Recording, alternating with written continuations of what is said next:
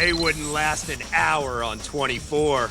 It's Adam Sessler and Morgan Webb. You know, I'm like the Chloe of xplay, and that would be the always at a computer, never leaving the office Chloe, not the assault rifle wielding Chloe. And I'm like Kim Bauer. I get attacked by cougars, which is ridiculous. But not as ridiculous as a game where you touch a pink ball with your stylus. He's talking about Kirby Canvas Curse for the Nintendo DS. Now follow me here. Kirby, an iconic Nintendo character who looks like a testicle. The DS, a handheld gaming device that you rub vigorously. We don't have to write jokes for this one. The jokes just write themselves. Here's our preview of Kirby Canvas Curse for the Nintendo DS. For our preview of Kirby Canvas Curse, we do so promise to not dwell on Kirby's signature trait, sucking.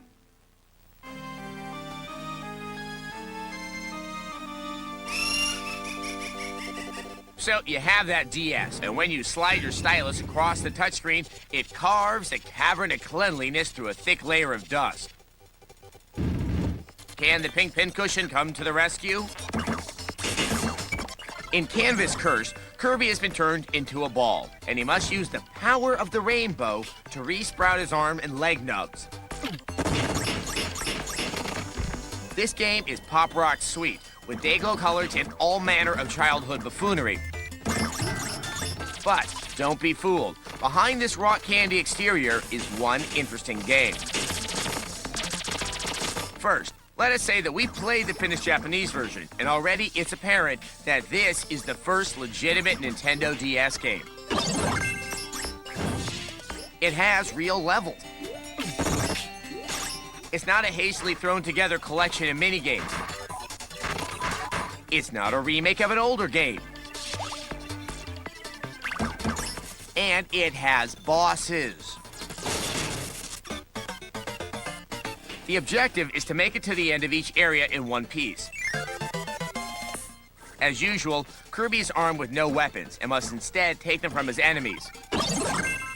Normally, he would suck... Ow, I knew it.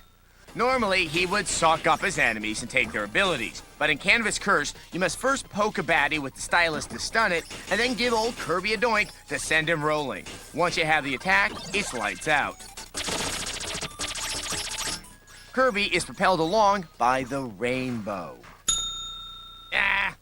Drawing lines over the gaps to keep Kirby from falling is just the basics. You can also draw loops to pick up items and power-ups. Or use the rainbow as a shield to protect Kirby from all the bad things. With all this poking and drawing, you may think that Kirby's latest is a laid-back affair, but when you start mixing all the elements together, it can get frantic.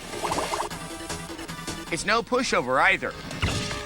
Some of the levels require adept stylus manipulation. Canvas Curse also has its fair share of speed. Even without the sucking... Kirby Canvas Curse is looking like it could be the first must-have for the DS. We'll find out when it's... enough already. We'll find out when it's released here in the States this summer. Our slideshow of things that suck seems to imply that we dislike babies. That is not the case, because we have an adorable big baby on the show. You're talking about me, aren't you? Yes. Wah! There have been many famous curses. The Curse of the Pharaohs. The Hope Diamond Curse. Charlie Sheen's career, generally speaking. But a curse that deprived a beloved icon of his arms and legs, left him a simple pink ball. Why'd that be? The makings of a really fun game. Here's a review of Kirby Canvas Curse for the DS. Jason, Friday the 13th. Freddy, A Nightmare on Elm Street.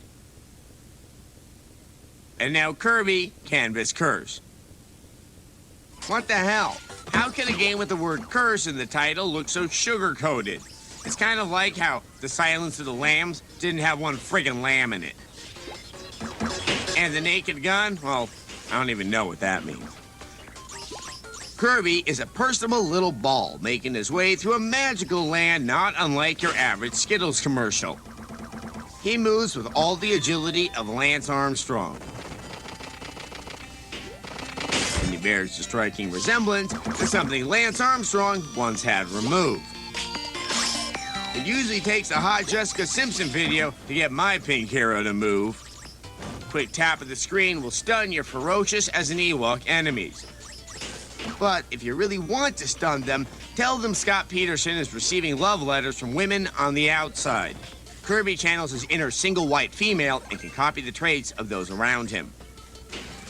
Wow, he's moving faster than Tom Cruise's courtship of Katie Holmes. And look out, Kirby's now apparently copied a trait of Ron Jeremy. Man, watch where you're swinging that thing. Ugh, you're gonna impale someone. I think that's a naked gun right there. Bubblegum enema coming through. And there's a nifty sub-game that can only be described as the bastard child of Connect the Dots and Electronic Simon. Connect the Dots, la la la la. It's actually quite captivating, but then again, I like to buy copies of In Touch magazine and connect the freckles on Lindsay Lohan. If I had paid attention to the top screen, I'm sure I would have marveled at the crude maps and what appears to be a Pillsbury ad from the 1950s. Kirby Canvas Curse is the first game to truly capitalize on the potential of the stylus. It's like holding the pen of God in your hand, or at least a really nice scripto. The gameplay style is as fun as it is intuitive and graceful, and it makes Yoshi's touch and go look like a little bitch. Bonuses aren't very bonusy, nor are the boss stages very bossy. But the game has a zippy pace and polished charm heretofore only found in a Kelly Ripa vehicle. This is the best use of the DS's stylus to date. Unless you count using it to scratch those places in your ear your car keys just won't reach. We're giving Kirby Canvas Curse a stylish 4 out of 5. Adam, do you think a curse really could turn someone into a limbless pink ball? Well, it would explain a lot about the career of Kirstie Alley. I thought her curse was alcoholism and fudge. Yeah.